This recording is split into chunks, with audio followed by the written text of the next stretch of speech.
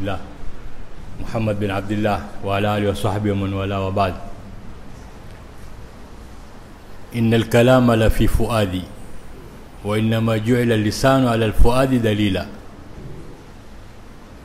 Maneno yatoka kwenye moyo na huno ulimi ndio kiongozi wa kuyaeleza ile maneno yatoka kwenye moyo. Na siku zote maneno sampuli yake ni kama chakula. Chakula kila mmoja na mahaba. Kuna wengine wanapenda mihogo, wengine wanapenda mbazi, wengine kila mmoja. Sasa ndio wale mashekhe zetu wacha Mungu wenye buswara hizi darasa wakazifanyia nidhamu. Kwanza huanza Qur'ani, ukaelezwa wewe maneno ya Mungu ya kuambia nini. Kisha ukaekiwa fiqhi, kwa sababu kila siku wafanya ibada. Na Mtume amesema mtu aweza kuswali miaka 50 ikawa jipiga na mazulia tu. Kwa sababu gani? Aweza kuulizwa sharti za swala ngapi hazijui kamwe. Hata kuna bwana mmoja hapa Mombasa alikuwa kila siku ampelekea barua mwenye Badawi. Nyinyi watu kupiga magoma misikitini, watu wa matalkini, hayafai, sio nini. Badawi akastahimili mpaka kashindwa, akafunga safari akaja paka Lamu. Akamuona huyu bwana, akamwambia shekhe, akaja paka Mombasa, akamwambia shekhe, barua zako nazo na ulioniambia nimefahamu, lakini sikiza na yangu na mimi. Hebu nitaka kukuuliza sharti za swala ni ngapi? Sharti za udhu ni ngapi? Mimi sizijui bwana. Basi sasa wewe angalia zitu muhimu uzijue, kisha ndio tuingie mambo ya matwari tena. Leo umma umepoteza wakati na mpaka sasa tuendelea. Mwezi umeandama, haukuandama, leo ni Idi, kesho ni Idi, watu watengeza mandege, hata sindano tujatengeza. Basi ndo hali zetu Uislamu. Tutabaki vipi? Yaani darasa shekhe letu akituambia Ustadh Muhammad, darasa ni uambie maneno uchomeke ubadilike. Hiyo ndio raha ya darasa. Lakini ukija mkupumba hapa, maalim Mudhari leo ametoboa leo. Hatujua toboa ukuta, ametoboa. Ala kulli hal, nidhamu iliyowekwa ya darasa ni hii: Qur'ani, fiqhi, sera. Sera tupate kujua mwendo mwenyewe Mtume alilala vipi, alikula vipi, alitembea vipi, alitangamana na watu vipi. Yani tukimsoma Mtume ndio tutajua kweli huyu ndio superpower. Lakini leo angalia dunia inapokwenda, maonevu waziwazi, hakuna uadilifu.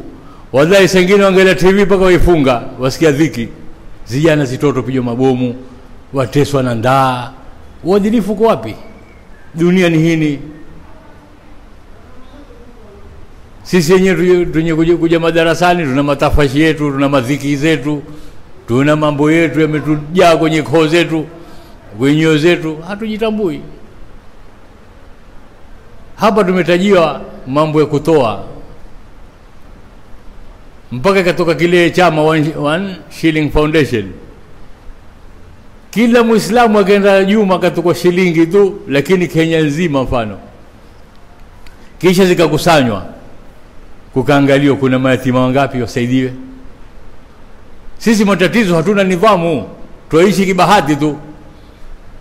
Tatizo letu kubwa Uislamu, hatuna nidhamu. Mungu atumji na nidhamu hatuna. Hizi ndo hali zetu tunazoishi. Zasikitisha sana. Leo ulizwa hapa Mombasa kuna mayatima wangapi wajui kamwe. Lakini yule padri aliyeko kwenye kanisa awajua mpaka wale mishahara ya wale waumini waje kufanya ibada, waambie wafunge mato, waombe kwa jina la nyanya, la babu, la bibi, ajua huyu pata 50,000, bwana sadaka bwana atatoa kadhaa, huyu apata 100,000 atatoa kadhaa. Sisi mipangilio iko wapi? Sasa ndio utaona watoto wetu wakiinukia watapiga daribini kwetu sisi. Kumbe mtu akiwa mkubwa awe bwege, hajitambui, aishi tu kibahati bahati. Ndio tumefundisha watoto wetu waishi namna hii. tutake tusitake.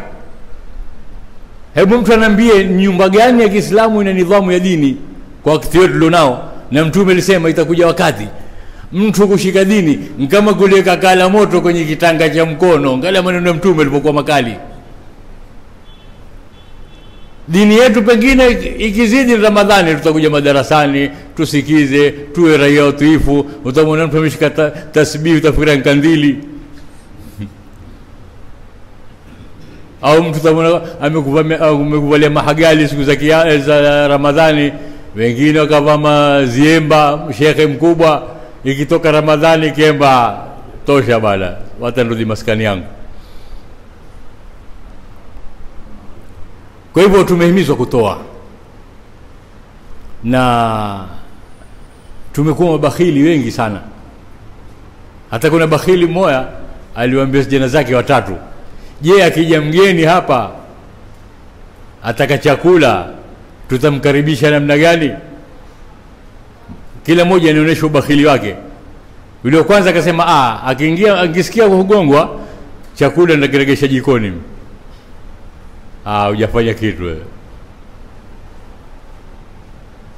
Wa pili naye mimi ngisikia ugongwa nitakitia chini ya mvungu. Akamwambia pia hujafanya. Wa tatu naye mimi kukigongwa tu nitakitukua kitia kwenye lindi pige flash. Wewe ndio umenipata mimi. Maana sisi tukose naye pia akose. Tumekuwa ta ikramu ya wageni hatuna katika nyoyo zetu. Leo mgeni atakuja akisimama mlangoni, hata huyampa mai, utamuuliza hema toko lini?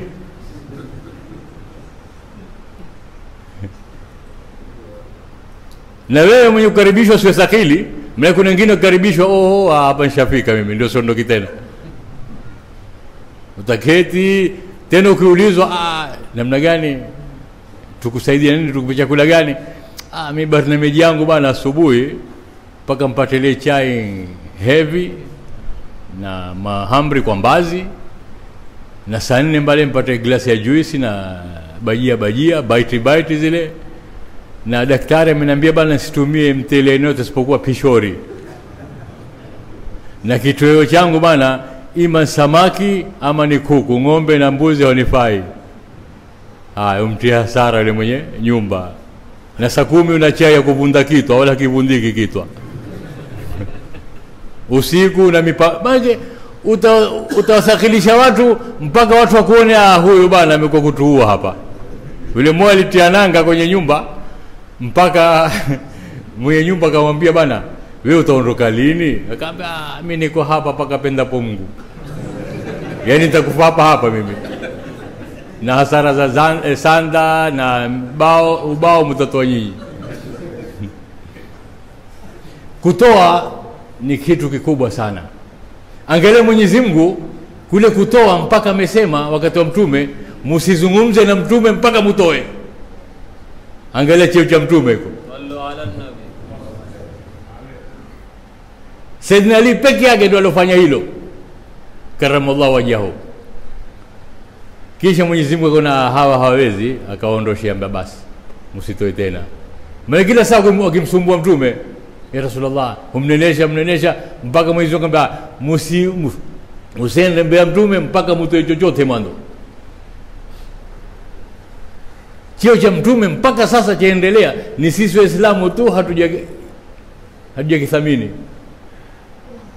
Leo Europe Supreme Court yao kubwa wamepitisha yoyote mtukane Muhammad atakwenda ndani. Mtukane sisi nani utakaye ufanye lolote, mtukane Muhammad uangalie mambo. Sallu ala nabii. Kwa hivyo Mtume Muhammad ndiye super power mpaka sasa endelea. Sisi wenyewe Waislamu tu hatutakumwelewa.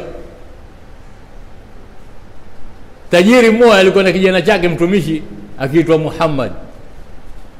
Siku hiyo akamwita ya ghulam. Ghulam kama lugha yetu ya bendu. Au mtumishi. Yule kijana kasirika. Huyu kila siku anitukuza, leo nitaghulam bana. Akaenda kamuuliza. Akamwambia namna gani mzee? Mbona leo umeniita ghulam?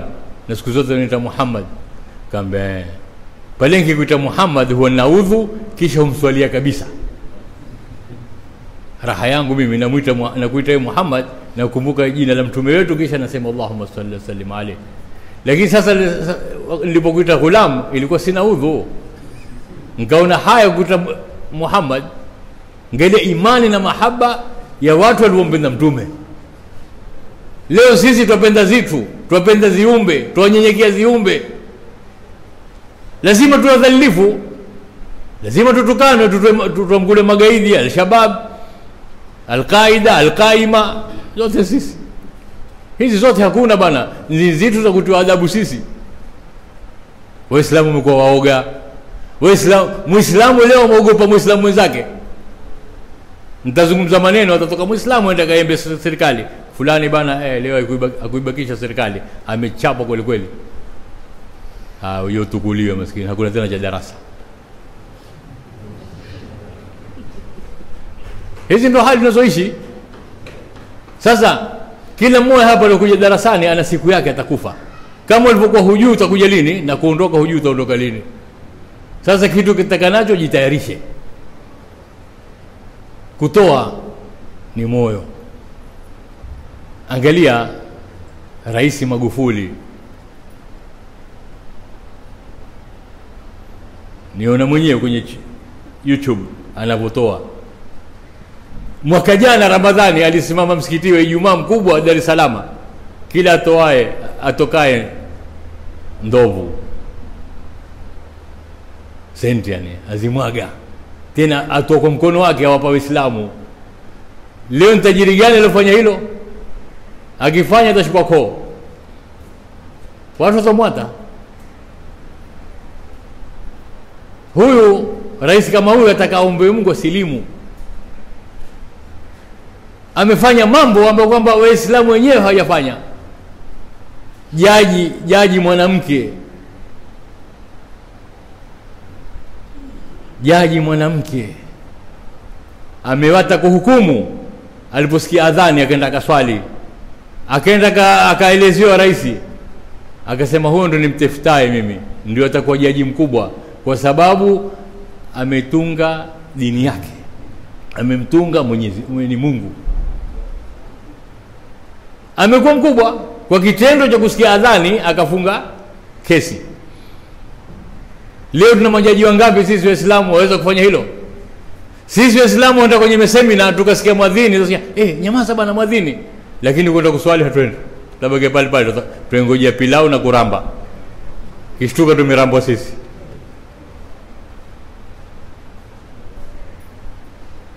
Kutoa ni moyo. Ile shekhe mmoja alikuwa mkali ahimiza watu kutoa. Toeni jamaa, mtoto wake kwa bavuni asikie ile maneno. Huyu baba mbona ambaye watu kutoa hatoi. Akaenda nyumbani bana alichukua nguo zake zote za baba, makubadhi nini akatia guniani yote akaenda katoa. Baba kija nyumbani angalia sanduku kabati hakuna kitu. Zimekwenda wapi hizi? Umuuliza mke wake. Mama ziko wapi hizi vitu? Kaambia sisi. Akaingia kijana. We, ukuziona nguo zangu hapa? Kwa nini mmeziona? Ziko wapi? Mmezitoa. Kwa amri ya nani? Leo simesema msikitini watu umeambia watu watoe. Wewe namna gani mzee bana? Au katika leo wenye kusema wengine wafanyi? Mzee alikuwa mkali. Sikiza bana. Sisi nkunena wengine wafanye. Ndio tutakapo sisi. Sio sisi tunene kisha tufanye sisi. Sisi tutanena tu toeni. Wengine wafanye wao watoe. Kwa hivyo tumezoea ile kupawa tu sisi. Hata yule bwana mmoja alizama kwenye jahazi. Jamaa anambia shika. Wakishika ile yeye endelea kupiga mai tu. Kuna rafiki yake huyo ambiwa toa. Ungombe toa atatoa mkono. Haba na toa aliutoa mkono atakupokea. Kumbe atakuokolewa. Kutoa Mwenyezi Mungu amehimiza sana. Na mtume kahimiza sana. Wakati mmoja nafikiri kwenye zita aliitisha mchango Abdurrahman bin Auf, sahaba mtukufu. alitoa dirham 40, akaombewa dua mzuri sana na Mtume, akamwambia Mungu atakutakabalia na atakubarikia kilichobakia. Akawashinda maswahaba wote kwa senti. Kwa lugha yetu akawa kapo mkubwa. Meke matajiri na majina mingi, kapo, mzee wa kazi, sijui nani. Mtu aitwa mzee na miaka yake 30. Akawashinda maswahaba wote mpaka Mtume akamuota, akamwambia Abdurrahman, nimekuota wewe ingia peponi kwa kutambaa. Basi akamwambia Rasulullah, niko tayari mali yangu yote niwape Waislamu, lakini siingie peponi kwa kutambaa. Aliteta na mke wake, hey, jamaa kwenda kunena naye, mke wake hataki, mpaka akamwambia bana, sikiza, tutakwenda kumwambia Mtume sallallahu alaihi wasallam, tutakwenda Supreme. Basi msende kwa Mtume, lakini mpeni masharti haya, ayagawanye mali yake mafungu 10, fungu moja niletewe mimi. Basi yakagawanywa. Alipopelekewa alikataa, akamwambia mrudisheni. Wewe si utaka pesa? Mwanamke akithamini pesa kwa mume, si mwanamke, ni mwanampe huyo. Maana wanawake watatu, kuna mwanamke, mwanampe na mwanamche. Pengine wengi hapa tulokuja darasani wake zetu ni mwanampe au mwanamche. Basi akawaambia maswahaba, mimi nataka kuwaonesha kwa dua ya Mtume ilivyofanya kazi. Alimwambia Mungu, na sasa angalia hali ilivyokwenda. Kwa mume wangu amewashinda wote maswahaba kwa pesa kwa dua ya Mtume. Kwa hivyo na wewe unapopawa au unapompa mtu kitu au mtu akikupa, tawasal na dua hii, ni yule mtu pengine za kuinuka, bana Mungu atakubariki na atakutakabalia ulichokitoa. Yeye mwenyewe atafurahi. Na hakuna kitu kubwa kama jazakallahu khair. Mtume asema, ukimwambia mwendani wako jazakallahu khair, huo umemfikisha mwisho katika kumsifu. Kwa hivyo darasa tuna mambo mingi sana ya kufahamishwa. Tuna family, tuna vijana, tuwalee namna gani? Leo vijana zetu yasikitisha, wavaa macheni kama majibu ya kizungu. Msiba, hata tusiteke, ni aibu. Wavaa zipuli, wasokota nyele, kalafati zile, wavaa masuruali, madii mafupi. Sasa mkosa si mwana kwa atendayo. Sasa ikiwa baba ni msagaji, mpaka jamaa kwamba yeye ni sagade, si kwa kusaga hiyo. Mama na yeye ni hoyo, hamu yake ni ulimwengu. Atazaliwa kijana gani? Atazaliwa kijana kama yule alionena mwandazimu mmoja, aliingia kwenye matatu akahutoa maneno, asema ng'ombe akimwingilia ng'ombe atazaliwa ndama, jogoo akimwingilia kuku mwanamke atazaliwa yai. Yule kondakta msikiza tu basi, na kondakta akamwambia, je, mlevi akimwingilia malaya atazaliwa nani? Kaambia atazaliwa kondakta.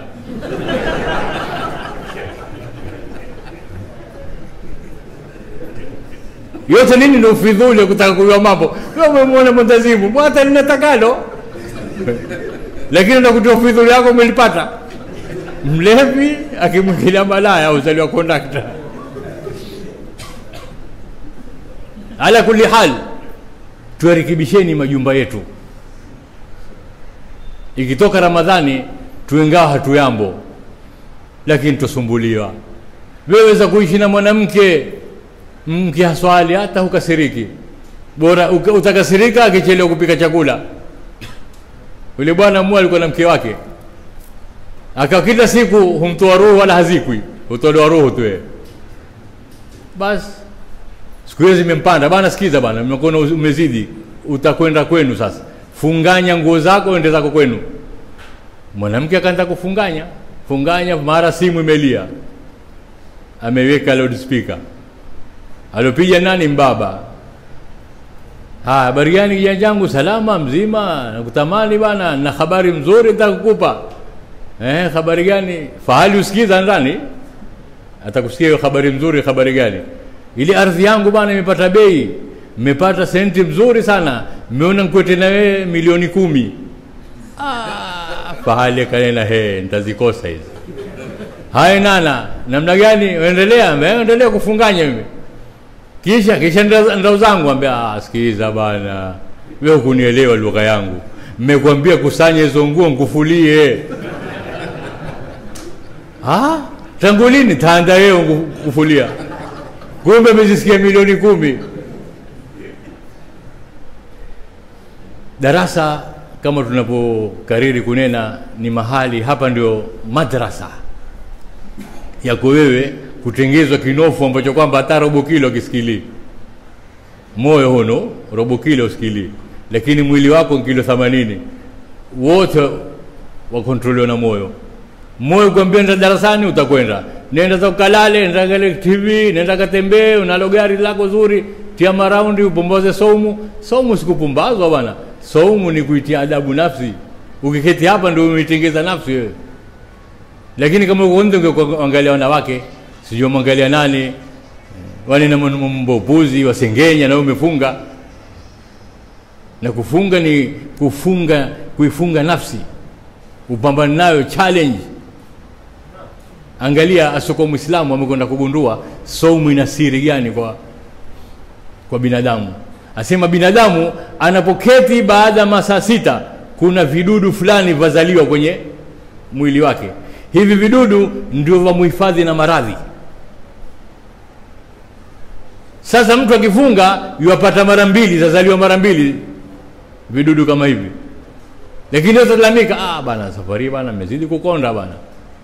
Tatisha dingivaa hainikai kwa sababu ya saumu. Wewe umekuwa mzuri bana, saumu imekutengeza hali yako, afya yako. Mtume naye sumu taswihu. Hatunabudi kushukuru watu wema walioweka zikao kama hizi leo, ambao kwamba wako kwenye barzakh. Na watuona hizi khairi tufanyazo, mzee Badawi, shekhe letu na wengineo. Msikiti huu kila ulipoketi wewe, kuna watu wangapi wameketi hapo kisha umekufa? Piga hesabu wewe. Na wewe pia uko ndiani ingawa hutaki. Binadamu unaweza kumita kila jina akafurahi. Huyu ndo gavana wetu, atafurahi. Huyu bwana harusi wetu, atafurahi. Ndo nene, huyu ndo marehemu wetu. Marehemu mtarajiwa, utakubali? Na hatujui katika sisi nani atafikia Idi. Tusidanganywe, tusighurike na ulimwengu. Ulimwengu ni mapito. Hakuna mtu alioishi kama Nabii Nuh. Lakini Israeli alimbe katika kumtoa roho, bana hebu niambie habari ya dunia. Kaambia dunia kama nyumba, umeingia mlango wa mbele, umetoka mlango wa nyuma. Miaka 950 huyo ameishi. Sisi mtume asema amaru ummati baina 60 wa 70. Umri wa ummati wangu ni 60 na 70. Ikizidi hapo ni bonus umepawa kama Safaricom. Kwa hivyo hapa darasani ukiwa umesikia miaka 70, zenge tasbihi na jina lako ni guu kaburini. Utake usitake. Huyasikilia, jirekebishe. Stage ni 3 tu za kuishi. Kijana, barobaro, mtu mzima. Ukishakuwa mtu mzima ya dunia yambia kwa heri bana. Hajaji bin Yusuf alipambana na mtu mzima ndiani. Akamwambia vipi hali yako? Akamwambia nikiambeza watu usindia, ngeenda kitandani sina usingizi. Ngishikwa na ndaa upija mayo nitaka chakula, ikietwa kama tonge 3 siwezi kula. Ngiona wanawake ubabaika, mke wangu akiwa kitandani siwezi kumdara. Kumbe ambia nini? Ni hali ya uzee. Ukishakuwa mzee basi ni utiriri tu. Champali moja utavaa nguo moja champali, nguo moja makubadhi. Akiingia watu washtakie, hawataka kunipa chakula, wamenitesa hawa. Basi ndo mtume akasema namstajabia mtu ambaye kwamba atapata wazee wake kisha usimuingize peponi. Lazima tuwe na subra na mitihani ya wazee. Tuwe na subra na mitihani ya vijana wake zetu. Ndio mtume sallam akaekiwa Bi Khadija, akitoka nje kutafshiwa, Bi Khadija akimpumbaza.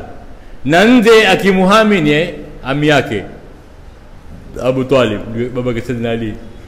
Sasa nde apata mtu kumuhami na ndani. Sasa wewe nde tafash, ukija nyumbani mwanamke ni huyo, ukisimama tu mbona usimamia kama Israeli, utakunitoa roho. Ukimuudhi, ukimfurahisha